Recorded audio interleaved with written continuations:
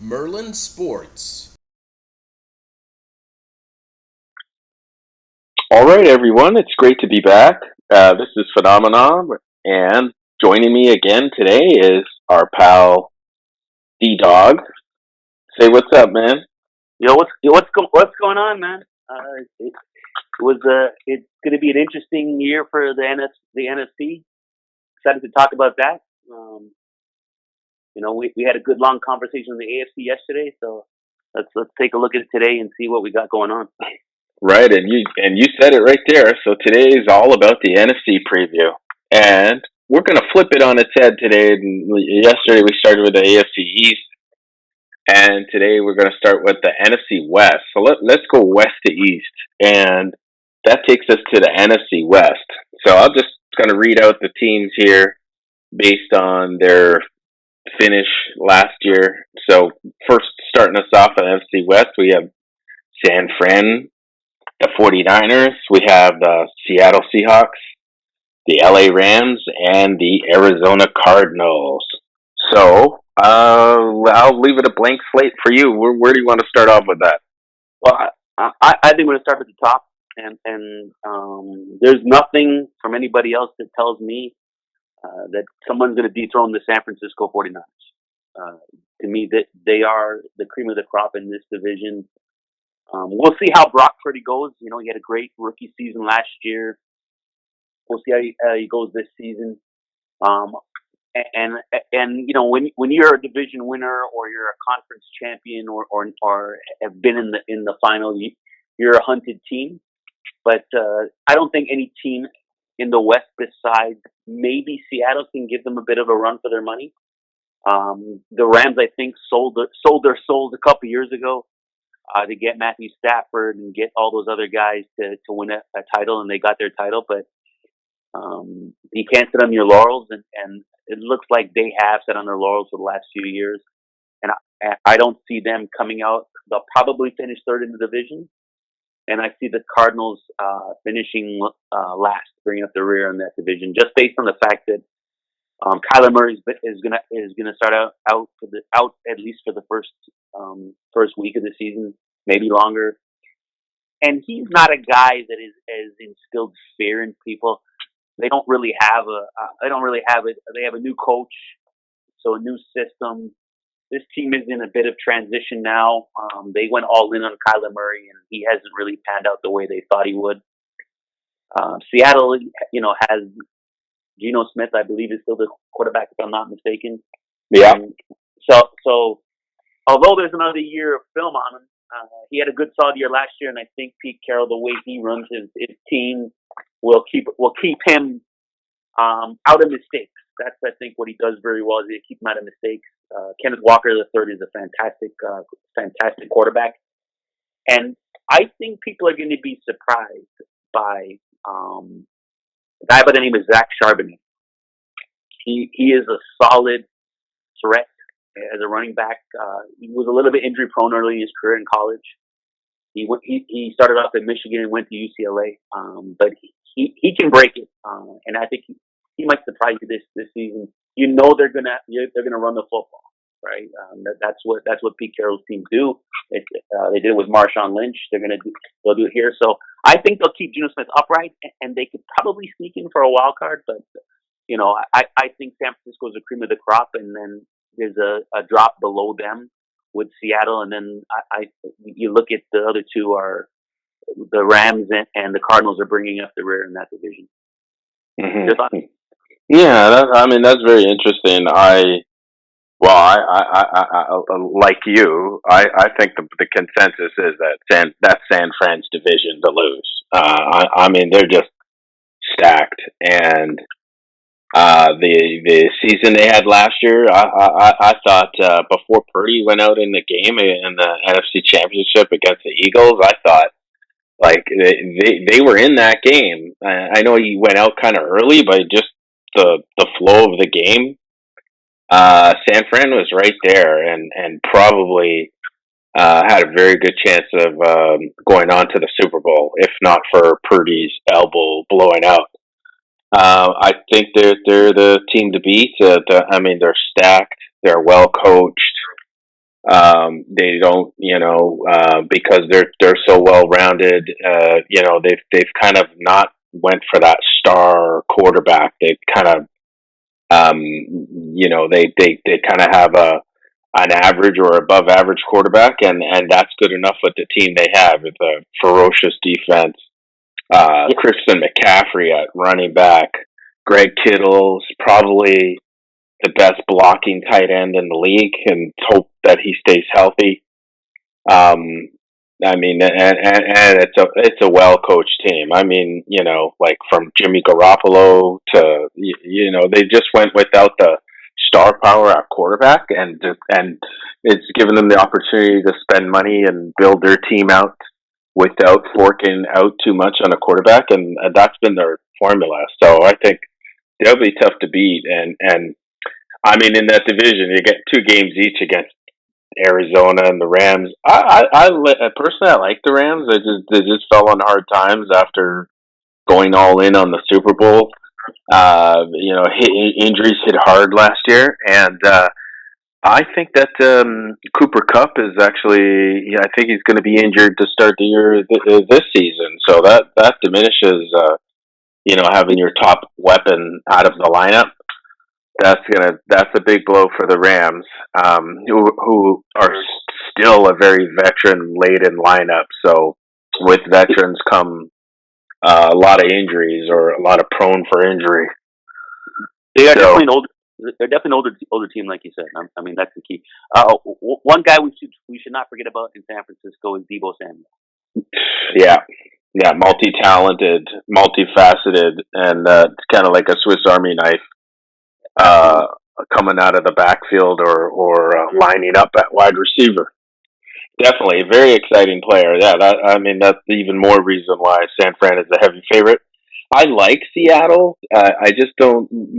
What will be interesting to pan out is that is Geno Smith going to continue on his progress from last year, or is he going to turn into a pumpkin again? Because I mean, Geno Smith was almost run out of the league in his first kind of go around. So, is this the real Geno Smith? So, that's going to be interesting to pan out. And I know Pete Carroll is has done great with quarterbacks, and look what he did with Russell Wilson, and how poor of a season Russell Wilson had without him. So. I do like them sliding in at second, and then I mean we just got to talk about Arizona for a second. So you got to explain it to me, because I mean they kind of drafted Kyler Murray as the face of the franchise, and then they ended up paying him after his rookie deal, but I mean they cut Colt McCoy, who was supposed to be starting in his absence, because Murray's supposed to be out till pretty much half the season, and J.J. Watt retired, A.J. Green retired. Like there's some big holes, and they are. Not only do I think that they're going to finish last in the division, I think they're a strong contender for last in the entire league, which means that you have Caleb Williams as probably the first overall pick in next year's draft. So if you're Arizona, you already drafted a quarterback not too long ago as your first overall. So what's going to happen here? Because it almost seems like they're tanking. I mean, James Conner, your running back. Marquise Brown as your top wideout, which is pretty decent. But I mean, they released DeAndre Hopkins. Like, look at who left this team. This team was 4-13 last year. Look at the talent that they just released. So things are lining up for this to be the worst team in the league. Yeah, they're definitely in rebuild mode. I mean, there's no doubt about it. That's an interesting choice and observation. With Caleb Williams, he's a bigger quarterback out of the same system. So he's going to come into the league out of the same system as Kyler Murray, right? So Kyler Murray went to Oklahoma. His coach was Lincoln Riley, and Lincoln Riley is now at Southern Cal. Actually, Caleb Williams started his career at Oklahoma and followed Lincoln Riley to Southern Cal. So and he's the consensus number one pick. He might be the second ever player in the history of college football to win the Heisman twice. Only one other guy's done it. That's Archie Griffin for the Ohio State Buckeyes. So, yeah, I think they're tanking. There's a couple other teams who might have something to say about being last place, but I definitely think they're tanking. There's no doubt about that. And they might be looking for a quarterback because I don't think they're sold on Kyler Murray anymore. And in the NFL, you don't get a lot of chance to let your quarterback grow and prove themselves. If they don't prove them after a couple of years, you kind of move on. It's a hard way to. I mean, I've happened to Geno Smith. You've seen it before with guys like Mark Sanchez. After a few years, he didn't pan out. They moved on. So teams quickly move on from quarterbacks. Tampa Bay did it with Jameis Winston. So I don't think if Kyler Murray doesn't come back and have a major impact on winning, which I don't think he will, because I don't think that team is very good. You could see them definitely pick Caleb Williams and look to trade Kyler Murray next offseason. I don't know what you can get for him. Dallas gave up, I think, 2 second-round picks they gave up a 4th-round pick for Trey Lance from San Francisco. They might get a little bit more for Kyler Murray, but not much more. Mm-hmm. And with an enormous salary to boot. So, I mean, I would not be surprised if he gets flat out released just because they can't unload that contract. But we're kind of getting ahead of ourselves, and we spent an awful lot of time talking about a team which we think is a strong contender for last overall. So, yeah.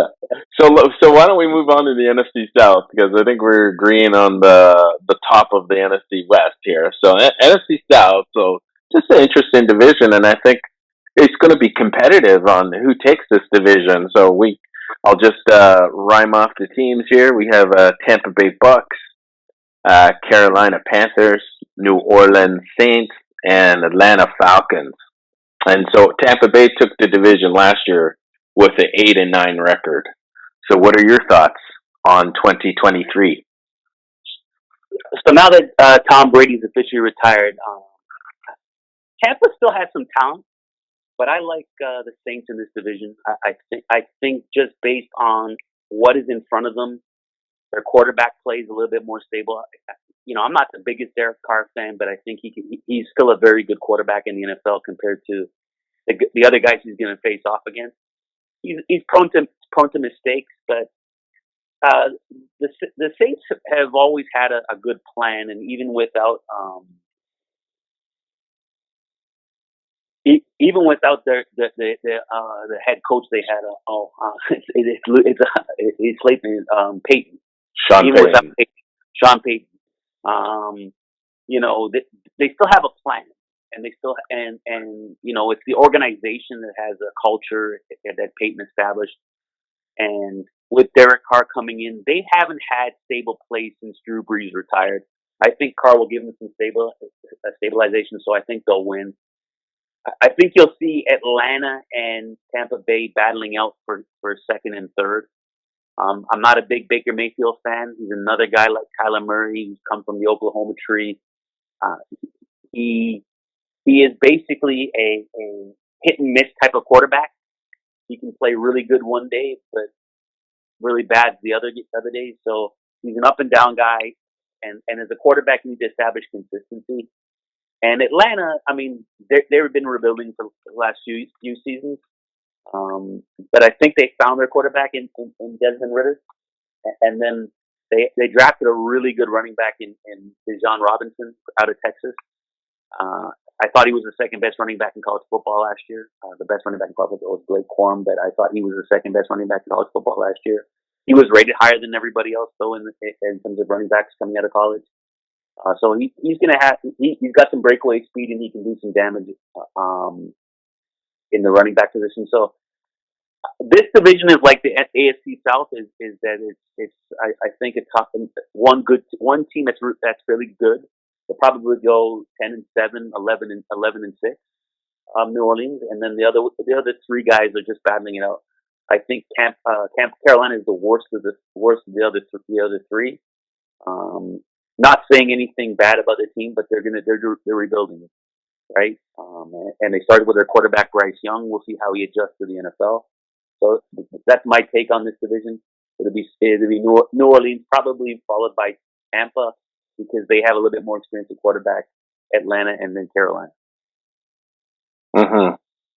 Well, I'm with you there with New Orleans top in this division because I think they have the best defense in the division, and that's kind of like a core strength of theirs. Also, you pair that with Kamara as the running back, and I do like Derek Carr. I think he's slightly above average quarterback. Let's see how he does in this system, and kind of a fresh start for him because he had many ups and downs with the Raiders. So I think like wiping the slate clean and starting over, and he's got some talent around him, and also kind of a weak division. So you get to play all those teams we just mentioned twice.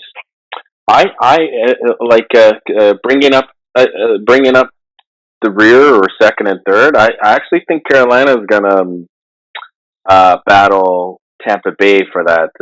They're going to battle for second and third. And, the reason why is I think we all expected Carolina to go, to basically go down the drain when they traded Christian McCaffrey. I think we were all expecting them just to sink right to the bottom. And they actually surprised me how competitive they were, and actually that they actually had a little bit of talent on that roster, and I think building on that and having they snagged pretty much top quarterback coming out of the draft, and they'll build on optimism from last year, knowing that there's life after Christian McCaffrey. And I don't know. I think that there's a lot of optimism in Carolina. Now, I'm not saying going as far as say that they're going to make the playoffs. I'm just saying that coming up, battling for second in that division, I think is probably where they'll land. Tampa Bay, sure, like Baker Mayfield, he won the job there. I think Sam Darnold is the backup quarterback. No. No. Darnold's the backup out in San Francisco. Out in San Francisco, yeah. That's why they made Trey Lance expendable. Yeah, that's right. My mistake. Yeah. Their quarterback, their backup quarterback, who was fighting for the job. Oh yes, is another young quarterback. Kyle Trask is his name. Yeah. I think with Tampa, as I said, the reason why I look at them as being second, they still got some very talented wide receivers. Their running back solid, and like I said, Baker, if he has hit and miss, he can have some up and down games. But that's a kind of gutsy call, and you're saying that you have high hopes for the rookie quarterback in Carolina. That's kind of how you're talking. You're saying the defense can carry them. So it'll be interesting, but clearly, you don't think any one of those other three teams are going to challenge for the division. No, I think New Orleans is going to top the division, but by no means do I think they're going to run away with the division. So I think they'll top the division, but it'll probably be closer than we probably think. Only because as good as Derek Carr has been with the Raiders, we've also seen the not so good version of Derek Carr, and kind of New Orleans, kind of they kind of imploded at times. You kind of play down to their level of competition that we've seen in the last couple of years. So I wouldn't want to. I wouldn't want to lay too much action on that one, but I just say that looking at those teams, I think they have the best roster. So just based on that, but I do not think that they're going to run away with the division. But I think that they should take that division. No, I hear you. Okay. So, hmm Let's move on to the North.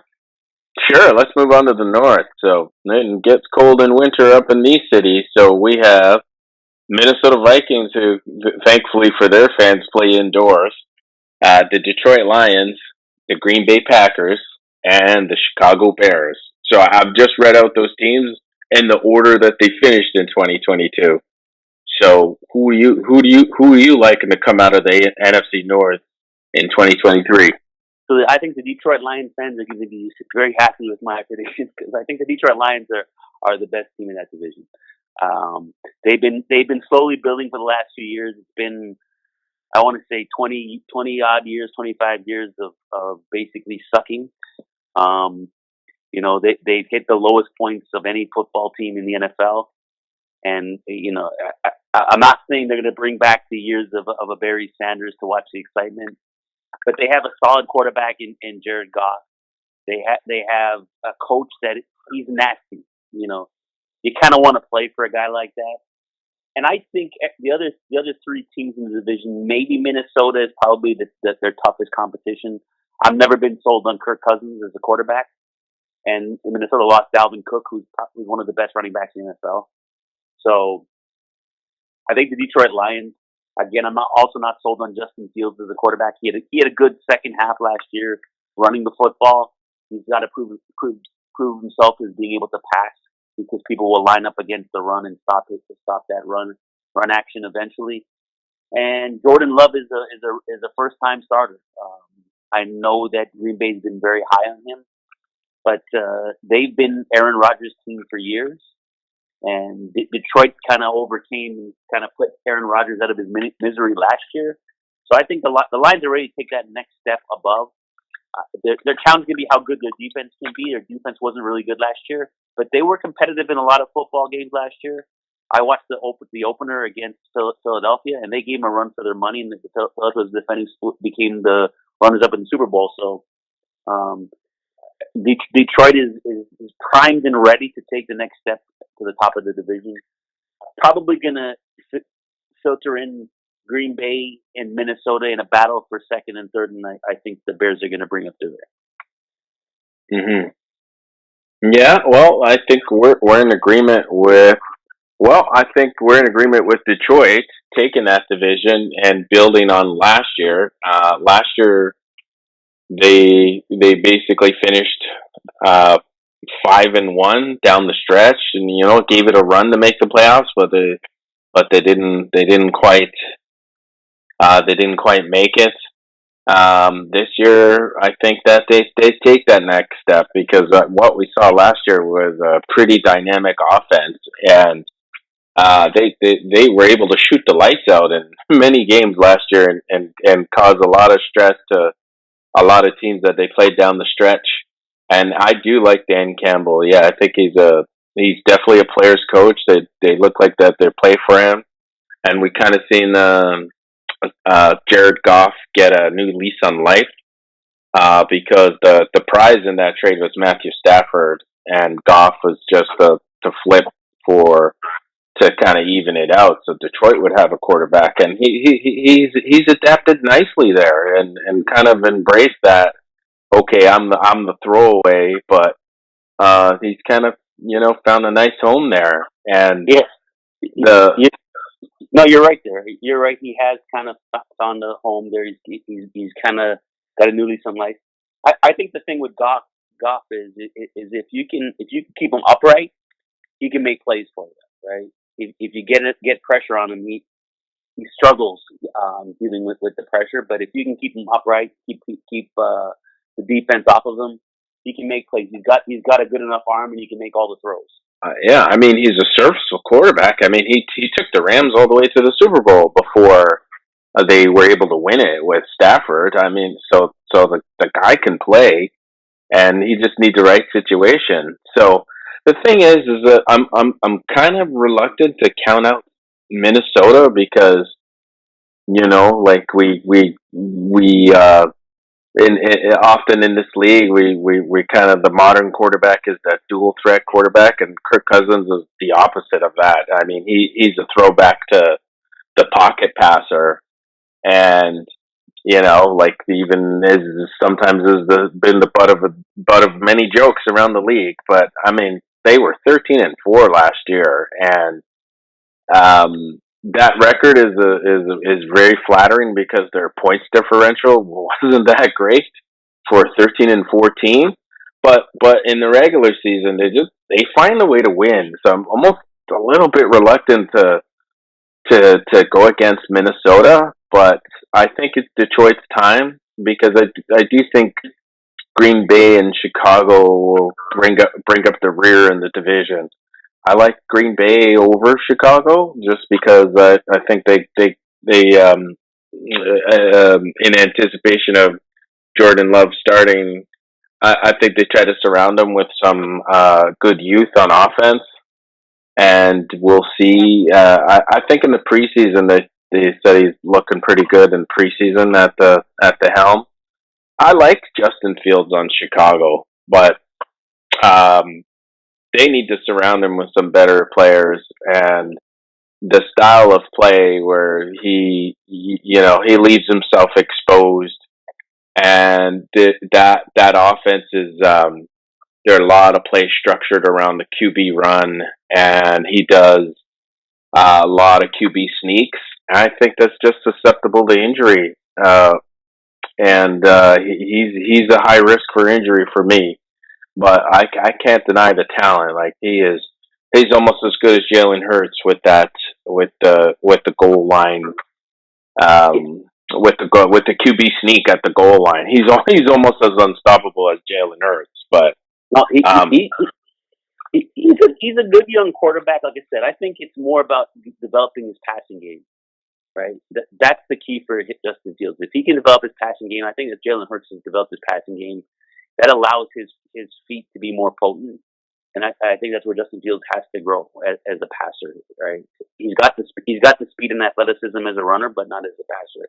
The thing about Minnesota, do you anticipate Dalvin Cook leaving a big problem? Because Dalvin Cook to me is one of the best running backs in the NFL. I mean, I know he's had some injuries, but he's got the speed, he's got great vision, and he makes plays. And there's been a few games where he just wins it for Minnesota. They don't have him anymore. They do have weapons on the outside. There's no doubt about it. But they don't have that running back where short yardage you need it, or you need somebody out of the backfield to make a play. He was the guy last year for the last few years for them.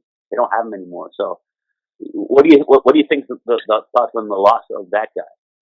Definitely, it's a big loss. He's a key player on offense.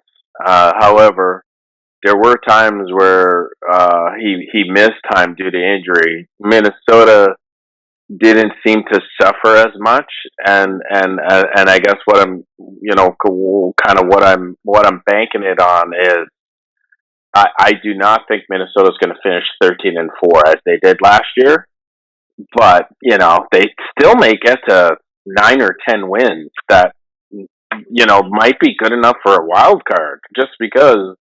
I think hands down they have the best receiver in the division, maybe even in the whole NFC. Right? Jefferson is unreal wide receiver, and Absolutely. Kirk Cousins, as much as people knock him, he knows how to get the ball in that guy's hands. And when you have a quarterback that can get the ball in one of the top receivers' hands in the league, that's gonna that's gonna overcome a lot of defenses out there. So Yeah, that I agree with you. I mean, Kirk Cousins has been in the league a long time, so it's not like he's like a newbie. He's been in the league a long time. You can't be in the league a long time and suck, right? You gotta have some serviceability. Obviously, he's 35 years old. He's been in the league 12 years now, so he's been around. He's got experience, and the reason why he finds guys like Justin Jefferson. He's absolutely fantastic on the outside there. And you remember they actually gave up Stephon Diggs a few years ago, right? So he had Stephon Diggs a few years ago before they traded him off to Buffalo. So that's how high they thought of Justin Jefferson coming in. So it's going to be interesting. Like I said, I don't think any other team can beat Detroit, but Minnesota definitely will be a team that can probably compete and be up there. Yeah, I mean, the wild card is always going to be up for grabs, at least the third wild card spot. So it'll be interesting to see how that goes. Well, I think we're both suggesting that we're going to see a new division winner in the NFC North, and that's exciting because I can't even remember when the last time Detroit won the division, but I think When was the last time Barry Sanders played? it has In to be around late. that time is when the last time they won. Yeah, The division. has to be late '90s. Yep. So okay, times for people down in Detroit. definitely, yeah.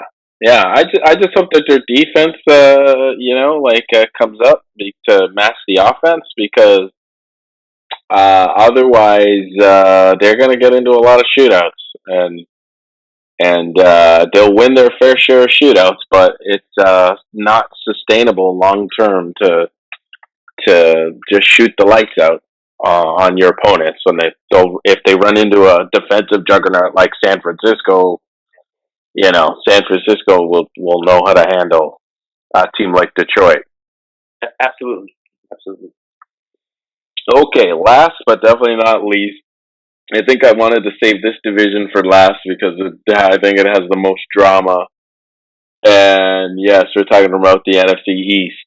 And from the NFC East, we have the Super Bowl finalists from last year, the Philadelphia Eagles. We have America's team, the Dallas Cowboys, the New York Giants, and the Washington Commanders. And I read them out in the order that they finished last year. I mean, let's just look at these records for a second.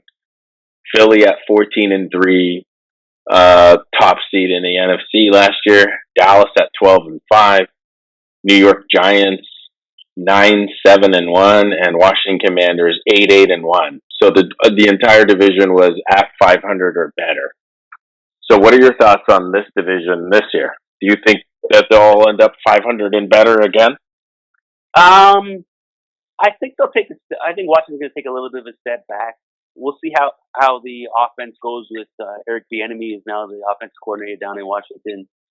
But in terms of the division itself, I'm going to surprise a few people and take the Dallas Cowboys. I think people forget last year Dak Prescott missed some time to start the season. That was big for them. They sort of survived without Dak.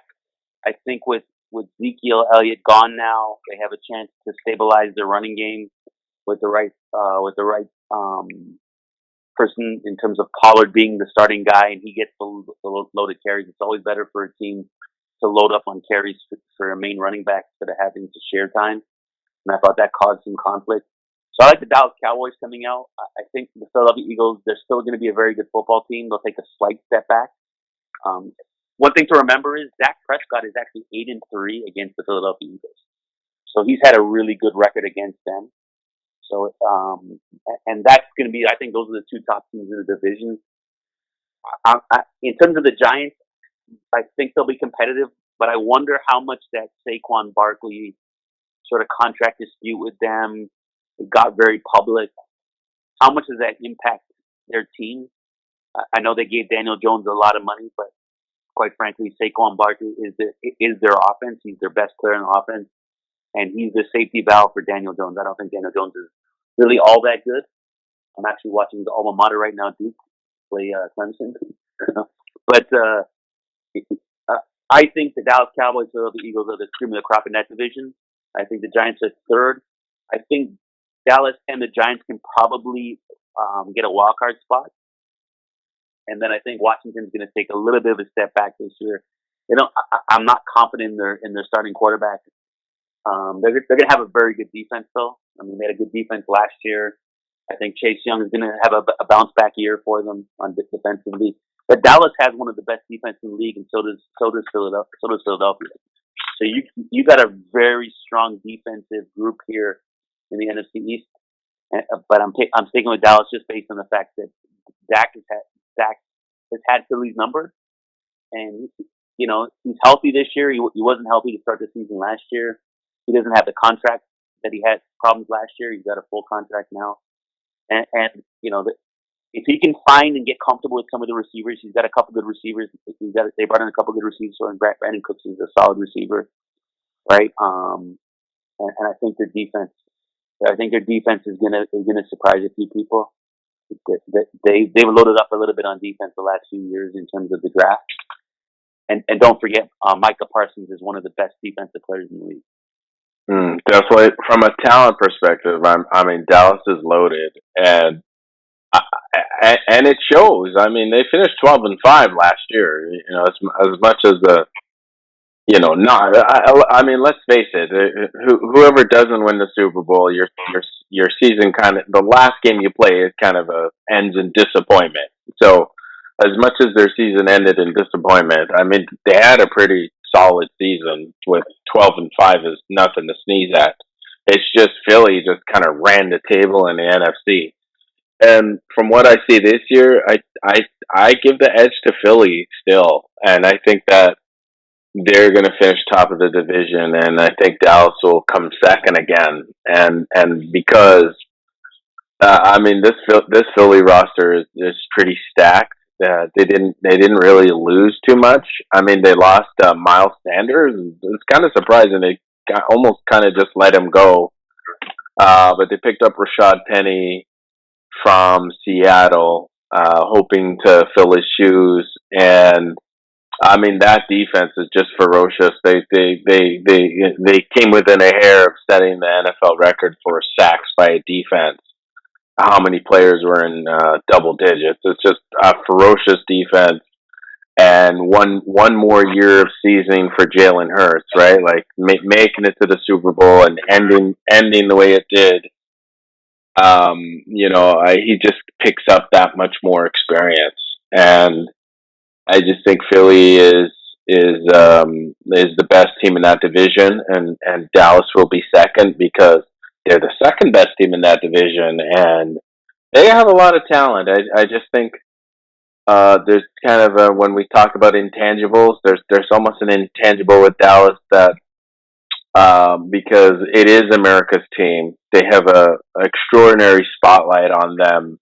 And when things don't go so well, I think it's kind of amplified, and they kind of they seem like they kind of implode in those moments where the spotlight is the greatest. And this year, I think we might. I'm expecting to see that again at some point. I think that I like the Commanders to kind of leapfrog the Giants, and I really like Riverboat Ron as the coach and the enemy as the offensive coordinator. I think Washington's pretty it's a pretty solid team. They may not be spectacular, but they're pretty solid. I know there's lots of questions on the quarterback, Sam Howell. He only played one game last year. It happened to be against Dallas, and he looked extremely good in that one game.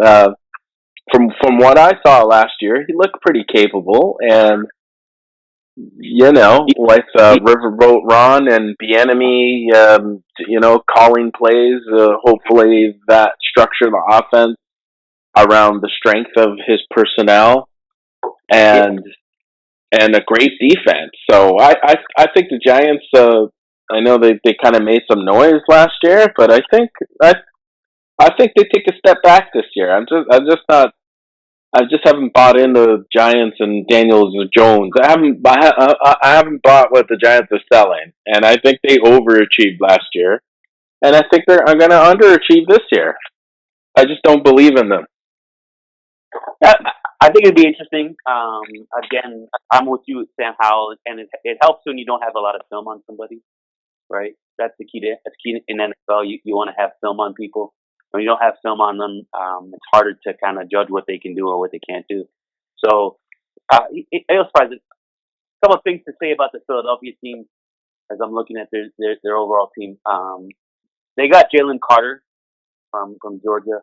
He's a big body as a nose tackle, and he's got a chip on his shoulder. I'm going to say that right now.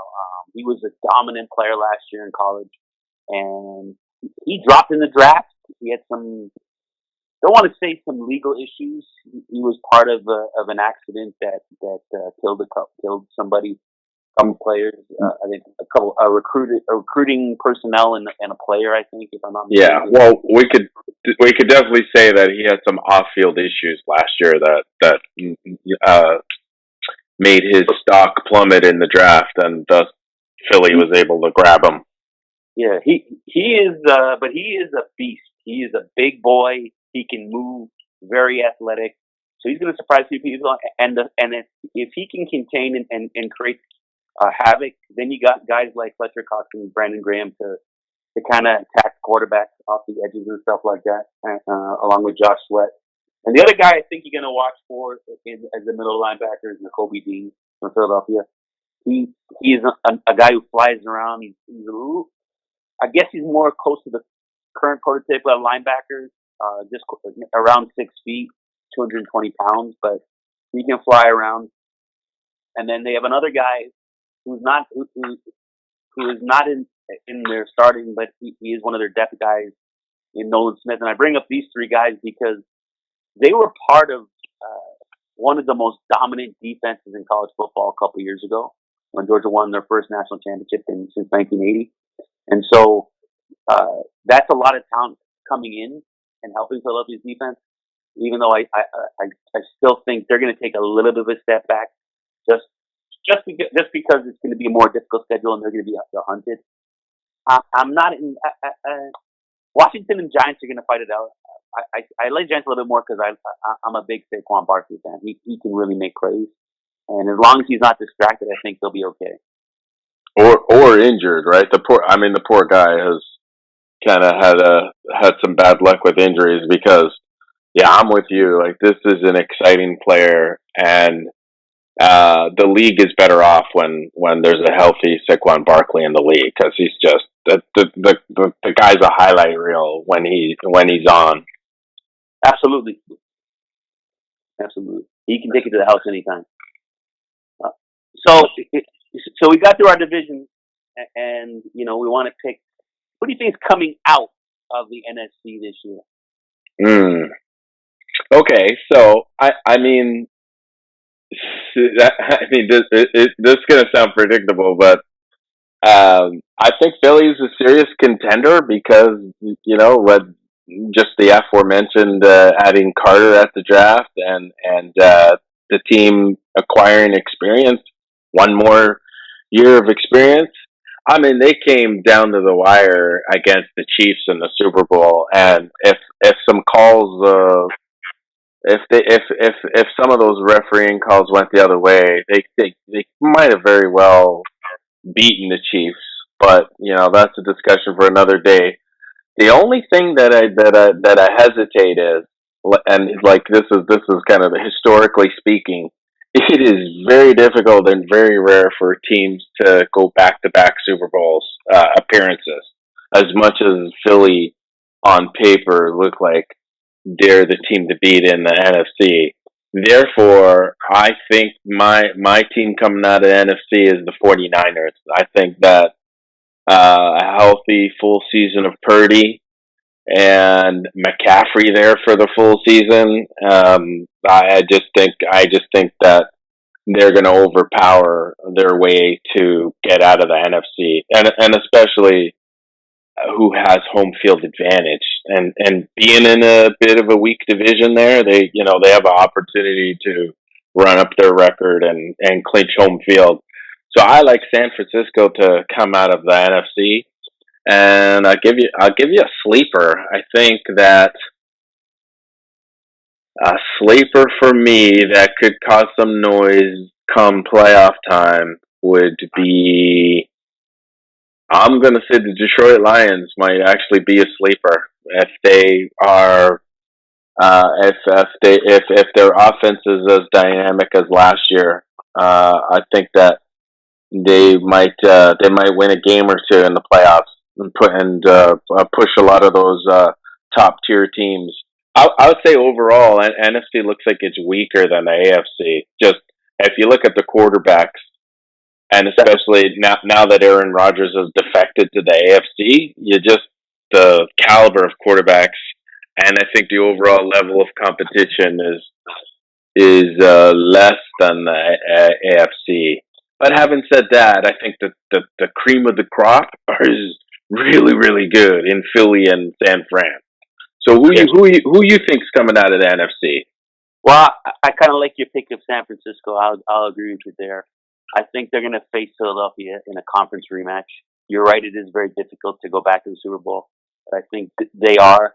I know I picked Dallas coming out of the NFC East in terms of winning the division, but we all know is if you follow the Dallas Cowboys for the last 25 years, ever since the Troy Aikman sort of Michael Irvin and Emmitt Smith era went out the window. They have not been able to get over the hump in terms of the playoffs. They always struggle in the playoffs.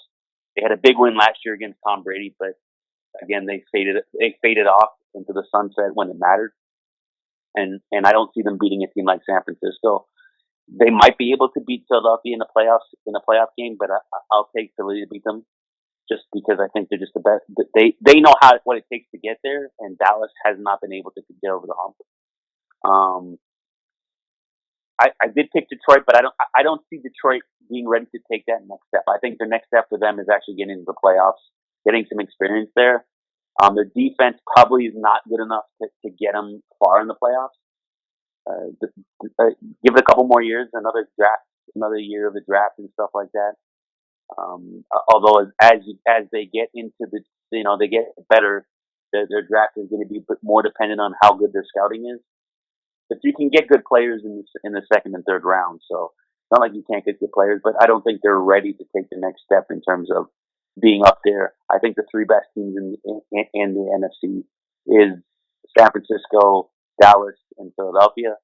And just because Dallas and how they are in the playoffs, I'll give a slight edge to Philadelphia to get to the conference finals. But I do agree with you. I think San Francisco, too many weapons. I didn't even talk about them when we discussed the division because they're just so far ahead of everybody else in the division. You're right; they're going to pad their record.